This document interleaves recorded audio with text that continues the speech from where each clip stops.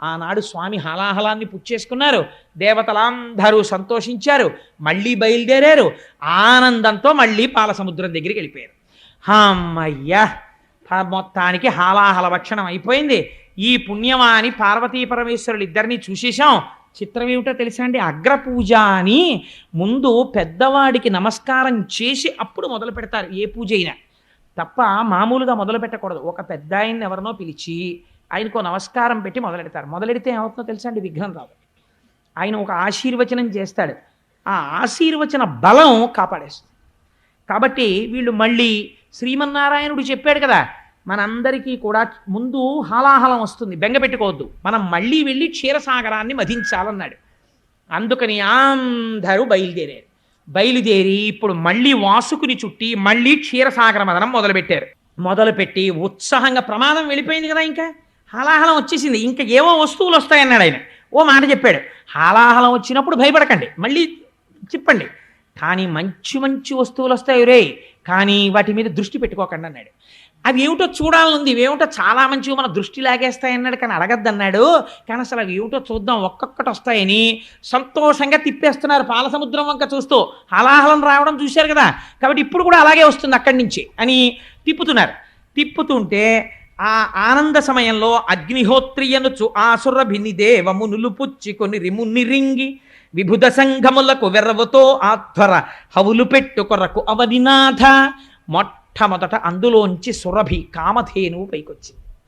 ఆ పైకి వచ్చేటప్పుడు మొట్టమొదట వీపు, కొమ్ములు, తల, పృష్ఠభాగం, ఆ అందమైనటువంటి శరీరం, దాని 4 పాదములు, తోక, ఆ కన్నులు, ఆ ముట్టె, ఆ తల కనపడేటట్టుగా కామధేను వచ్చి నిలబడింది.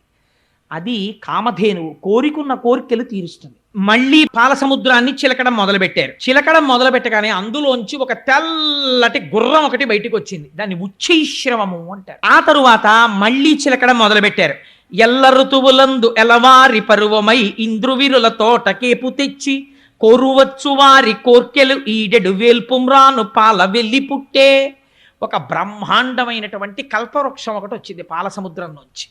తరువాత క్రొక్కారు మెరుగుమేనుల క్రిక్కిరిసిన చన్ను గవలు గ్రిక్కిన నడుముల్ పిక్కటిలి ఉన్నతు రుములు చక్కని చూపులును దివిజ సతులకు ఒప్పెన్. పెద్ద కేశపాశాలు, అపారమైనటువంటి సౌందర్యమూర్తులు, అంతటి అందంతో అప్సరసలు పుట్టారు ఆ పాలసముద్రంలోంచి.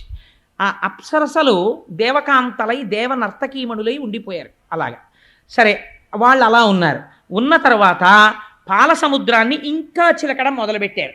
ఇప్పుడు ఇంద్రుడి దరిద్రం తీరాలి. ఇంద్రుడి దరిద్రం కాదు, లక్ష్మీదేవి యొక్క ఆవిర్భావం జరగబోతోంది. ఇప్పుడు మళ్ళీ పాలసముద్రాన్ని చిలికారు. తొలుకారు మెరుగుకై వడ్డి తలతలమని మేను మెరయ ధగధగమనుచున్ కలుముల నీడెడు చూపుల చెలువంబుల మొదలి టెంకి సిరి పుట్టెన్రుపా. అపాసటి కాంతితో తెల్లటి వస్త్రాలు కట్టుకుని పద్మాననే పద్మభూరు పద్మాక్షి పద్మ సంభవే అని ఆ పాలసముద్రంలోంచి నల్లని కన్నులతో సొగసైన చూపులు ఇలా మాతృవాత్సల్యంతో అందరి వంక చూస్తూ లక్ష్మీదేవి పాలసముద్రంలోంచి ఆవిర్భవించింది. అమ్మవారి చూపులు ఎంత దిశల వరకు పడ్డాయో అంతవరకు దరిద్రములన్నీ తొలగిపోయి అందరూ ఆనందమును పొందారు. లక్ష్మీదేవి జన్మించింది. ఆనాడు పాలసముద్రం దగ్గర ఉత్సవం జరిగినట్టు జరుగుతోంది. నేను ఇక్కడ నమ్మి ఒక మాట చెప్తున్నాను, ఇవాళ ఈ ఘట్టాన్ని ఎవరు విన్నారో వాళ్ళకి కొన్ని కోట్ల జన్మలు తరమవలసిన దరిద్రం నశించిపోయింది. ఇది పరమ యథార్థం. అటువంటి పరమ పవిత్రమైనటువంటి లక్ష్మీదేవి యొక్క ఆవిర్భావము జరిగింది. ఇంకా దేవేంద్రుడికి దరిద్రం ఏమిటండి? అందుకే పోతన గారు ప్రారంభిస్తూనే లక్ష్మీ ఆవిర్భావాన్ని ఎంత గొప్ప మాట వేశారో చూడండి. కలుముల నీడెడు చూపుల అమ్మవారి యొక్క దృష్టిలోంచి ఐశ్వర్యం కురిసేస్తోందిగా.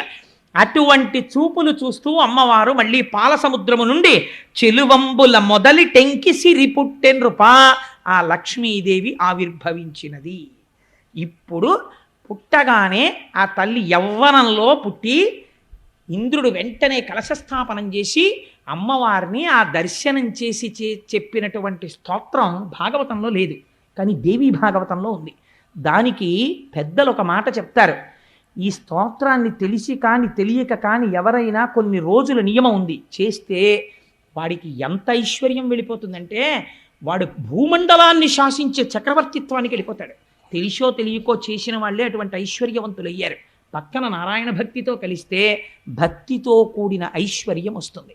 సరే, అందుచేత అటువంటి తల్లి ఆవిర్భావాన్ని ఇవాళ మనం అందరం మనస్సులో దర్శనం చేసి తెల్లటి చీర కట్టుకుని పచ్చటి ముఖంతో బంగారు రంగుతో మెరిసిపోతూ నల్లటి జుత్తుతో కబరీబంధం నిండా చెంగల్వ పూలు, ఆ తర్వాత చక్కటి సంపంగి పూలు, మల్లెపూలు, జాజి పూలు అలంకారం చేసుకుని మెడ నిండా హారాలు వేసుకుని ఇలా చేతితో ఐశ్వర్యాన్ని కురిపిస్తూ వరదముద్ర పట్టి మీ కోరికలు తీరుస్తాను సుమా అని అందరికీ అభయం ఇస్తూ 2 పాదములు ఇలా కలిపి పద్మాసనం వేసుకుని అయ్యో బిడ్డలందరూ నా పాదాలు చూడాలనుకుంటున్నారని మన కోసమని అమ్మవారు తన కుడి పాదాన్ని కిందికి చాపి ఆ పచ్చటి పాదం, ఎర్రటి వేళ్ళు, తెల్లటి గోళ్ళు, దానికి అలంకారం చేయబడిన పసుపు, చుట్టూ ఉన్న లత్తుక, అమ్మ పాదాల మీద పూజ చేయబడిన పువ్వులు,